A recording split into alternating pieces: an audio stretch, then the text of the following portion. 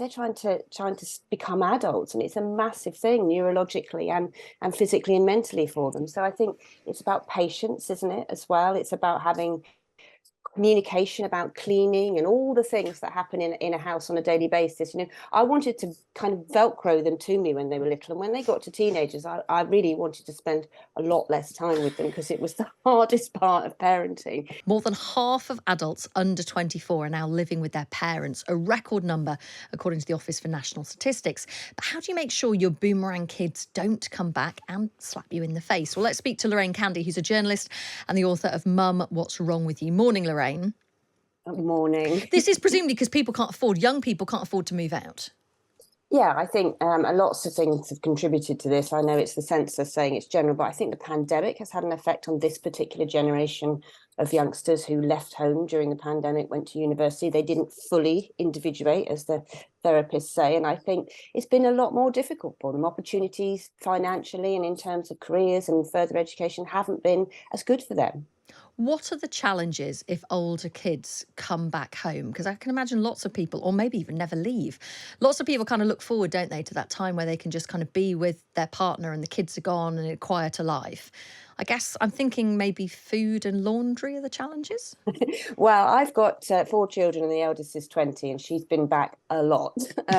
And he's looking at possibly working in London. So, the conversation has been had. I mean, I think the challenges are their privacy and your privacy, space, boundaries, cleaning. There's all those daily things that you just kind of take for granted. And when they're little, you do them all for them, more or less, or you're around helping them do them. And when they're older, they've got to do all of that stuff themselves. So setting boundaries, I think, is a really big challenge. And also getting that respect and knowing it goes both ways. So you may not respect the giant mess they make, the fact they come in really late, their friends are all over the place, but they've got to respect, also got to respect what they're doing with their life. They're trying to become adults, and it's a massive thing neurologically and physically and mentally for them. So I think it's about patience, isn't it, as well? It's about having communication, about cleaning and all the things that happen in a house on a daily basis. I wanted to kind of Velcro them to me when they were little. And when they got to teenagers, I really wanted to spend a lot less time with them because it was the hardest part of parenting. So it's all about that, talking about it, isn't it?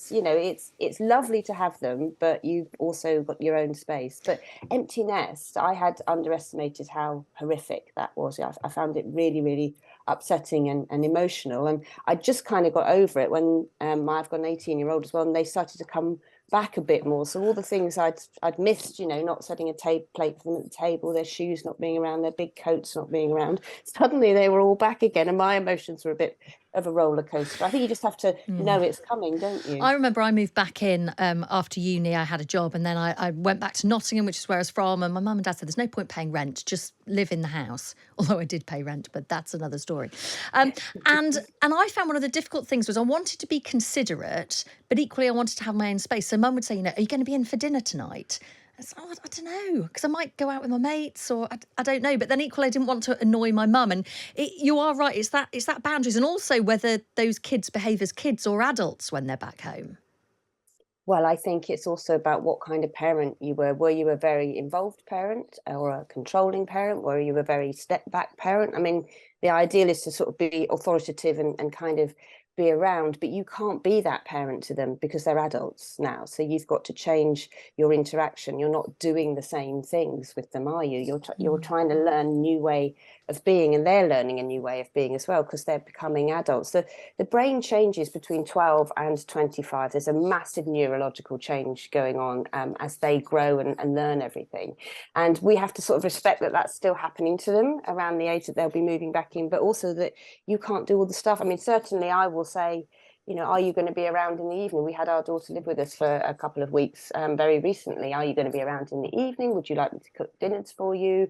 Who's doing your laundry? Do you want me to do it? But actually what I realized after a couple of days is I just have to sort of be around and let her kind of get on with it and tell her that, you let me know what you need and this is what we need. I think the communal space is always important, isn't it? Because we've got an 11-year-old as well. So suddenly there wasn't one other adult in the communal space and all the routines changed again.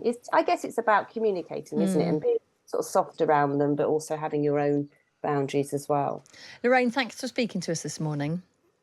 Thank you. It's Lorraine Candy. She's a journalist and author of Mum, What's Wrong With You? I went back home and my mum and dad charged me rent, virtually market value rent, because they said I had to learn how to budget, which was very true. I think my first job I was earning about 17 grand, I think. And mum was like, you need to be able to pay for all of your different things. I just bought a car because I wanted to be able to drive into Nottingham to my job.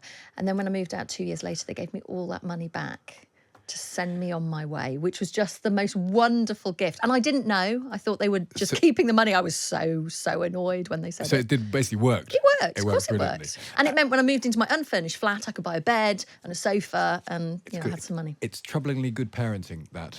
Makes me wonder how you ended up how you did anyway.